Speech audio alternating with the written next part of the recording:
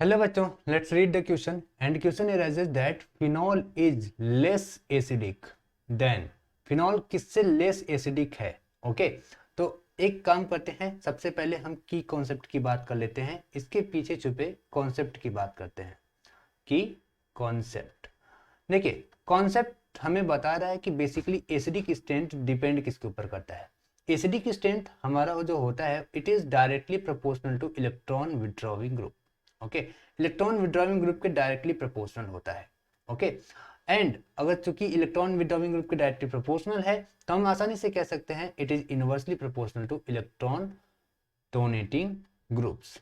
Okay and in दोनों को अगर हम कंबाइन करके लिखें, तो ऑर्डर हो जाएगा माइनस एम इफेक्ट जो कि सबसे स्ट्रांग होता है,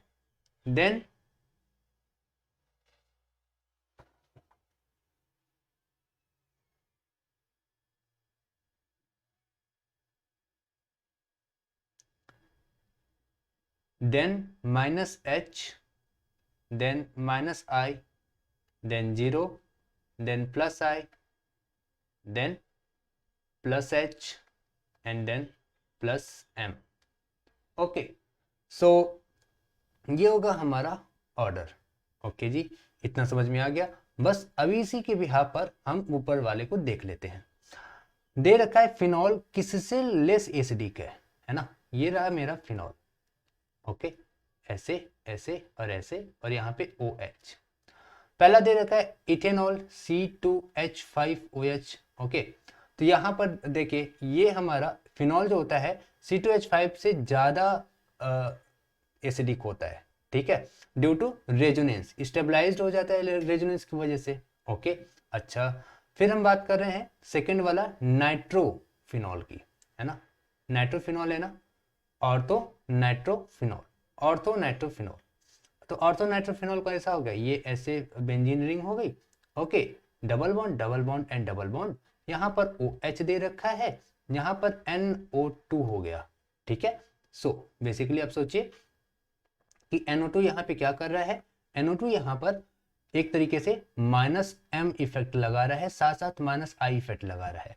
तो ये क्या कर रहा है, ये एक इलेक्ट्रॉन विड्रॉविंग ग्रुप है, तो हम सीधे सीधे कह देंगे कि फिनॉल इससे कम एसिडिक है। ओके फिनॉल इससे कम एसिडिक है, तो हमारे पास आंसर तो पता चल चुका है। खैर फिलहाल अभी आगे दो की बात कर लेते हैं। तीसरा है हमारे पास ऑर्थोमेथाइल फिनॉल। ऑर्थोमेथाइल फिनॉल को ड्रॉ करते हैं। ऑर्थोमेथाइल फिनॉल हो जाएगा कुछ इस तरीके से। ओके ये ऐसे हो गया, ये OH हो गया, ओके एंड यहाँ पर CH3 हो गया। तो अगर आप यहाँ पे ध्यान से देखो तो ऑर्थोमेथाइल फिनॉल क्या कर रहा है, ऑर्थोमेथाइल फिनॉल एक तरीके से प्लस I इफेक्ट लगा रहा है, साथ साथ प्लस H इफेक्ट भी लगा रहा है, इसलिए ये एक इलेक्ट्रॉन डोनेटिंग ग्रुप्स है। तो हम कहेंगे कि नहीं फिनॉल हमारा इससे ज्यादा एसिडिक है कि नहीं, बताओ, फिनॉल इससे ज्यादा एसिडिक है। ओके लास्ट आता है हमारे पास, लास्ट है हमारा ऑर्थोमेथॉक्सीफिनॉल। अभी आपको कंफ्यूज करने के लिए दिया है। ऑर्थोमेथॉक्सीफिनॉल कैसा हुआ, देखो ये कुछ ऐसे है, यहाँ पे OH है और ऑर्थो पोजीशन पर OCH3 लगा हुआ है।